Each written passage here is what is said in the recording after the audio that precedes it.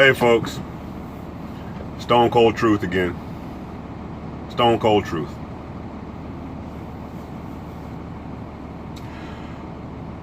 Boy, brothers just can't catch a break, can they? Brothers just can't catch a break. The other day I spoke of a jogger in Georgia. Ahmaud Arbery is his name. I couldn't recall his name yesterday, and for that I apologize. I'll never forget it again. This man was accused by a prosecutor who doesn't even have anything to do with the case. He was accused of breaking and entering. While this man lay dead on the ground, his family was fed a lie. His family was told he was breaking into a home and was confronted and shot by the homeowner.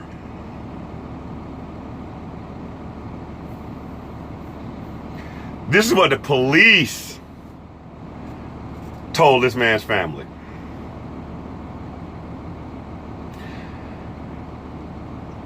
The police told them this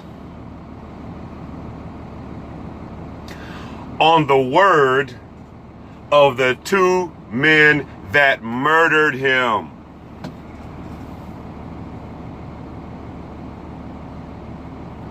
The two men that murdered him was given the deference of an impartial observer.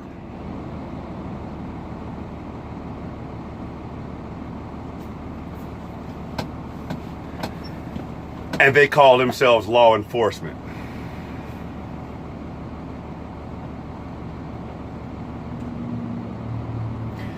This was nothing more than a lynching. And any black person who witnesses this would say the exact same thing. Now, I know some of my white brothers and sisters, they're going to say, you can't assume it's just because he's black. You can't assume it's just because he's black. Can't assume that.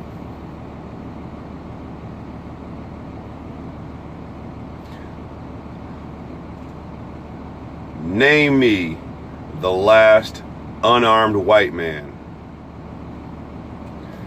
that was killed either by a black man or the police. I'll wait. Oh, it's Tamir Wright, right? Oh, no, it couldn't be Tamir Wright. Tamir Wright's black. Trayvon Martin. Oh, no. He's not white. He's black as well. This shit only happens to us.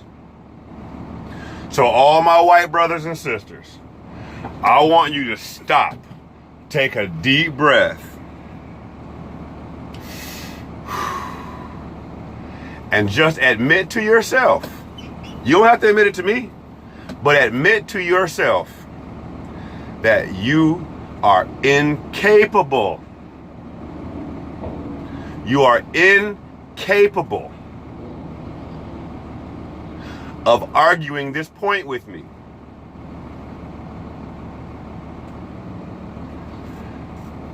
Every white person I've ever spoken with, all of them have one story about the one time one black person mistreated them. Every last one. And they are quick to tell that story whenever you start talking about what happens. I told this story at the job the other day. I had 5 different white people come tell me about the bad thing somebody did to them one time in their life. I asked every last one of them, How many times have you been pulled over by the police? In your life. In your life. 3, 4, one of them says 6 or 7. I'm 50 years old. I've been driving since I was 16 or 17. And off the top of my head, between Florida, Georgia, South Carolina, California, I've come up with at least 16 or 17 times I've been pulled over. And of the 16 or 17 times, maybe 4 or 5 of them was a pleasant experience. Or at least a reasonable professional experience. Some of these times, I was wrong. Driving a little too fast. Made an improper lane change. It happened. Been pulled over. In those particular cases, hadn't particularly had any problems. Had some attitudes, but no real problems. The real problems I faced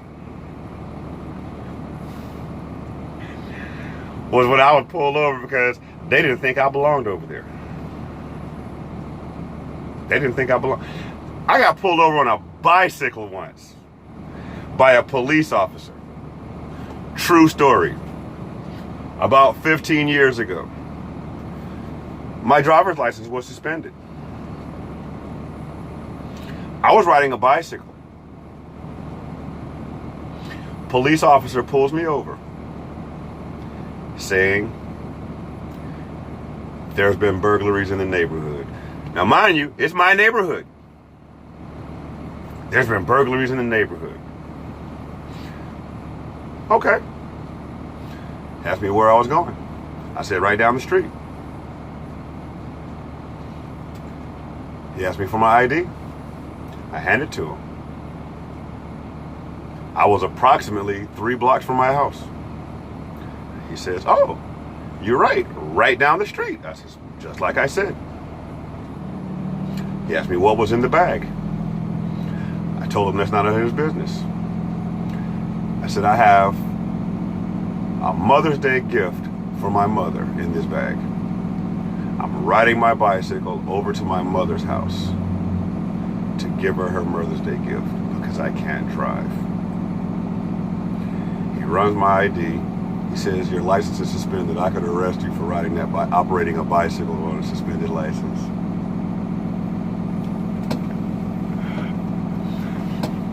To which I replied, "Where were you when I was 6 riding one without a license?" Don't let them intimidate you. I had an officer pull up in the front of my house one day. My wife and I were sitting out front smoking a cigarette. He asked me to come over so he could speak with me. I says, "No. You want to talk to me? I heard you ask the question. I heard you ask me to come here. So that means I can hear you just fine. If you got a question to ask me from here." He says, "No, I want you to come here and talk to me." He says, "No, I'm not getting off my porch. Come on up and talk if you want to talk." He says, "No, I need you to come to me."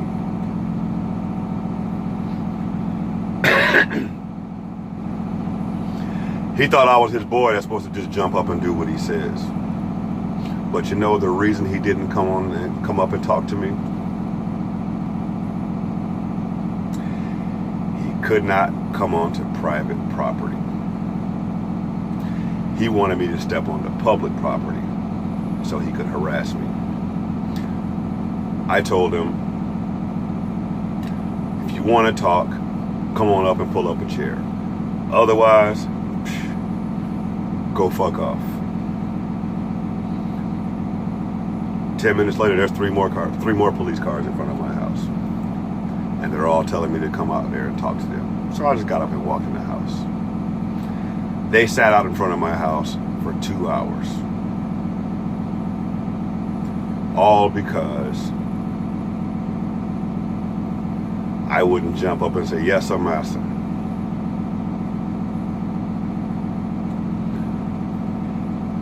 your rights are just as real as everybody else's. Don't let no white man, no police officer, nobody deprive you of your rights. I was asked, may I search your car? And I said, absolutely, as soon as you bring a warrant. What do you have to hide? Absolutely nothing. But I have the right by the Constitution to refuse that search. Now, brothers and sisters, understand when you do that, there's going to be issues. But you have that right. And that right shall not be infringed upon. Not, could not, might not, really shouldn't not. The Constitution says it shall not. You are 100% protected from unlawful and unreasonable search and seizure of your person and your property. No police officer has the authority to search your vehicle unless you've been placed under arrest. If you've been placed into custody, then they have a duty to inventory your vehicle to make sure none of your contents are stolen from you. And they're supposed to give you a list of everything they found. I will guarantee you, roughly half of the police officers in this country, when dealing with us, don't even follow proper procedures.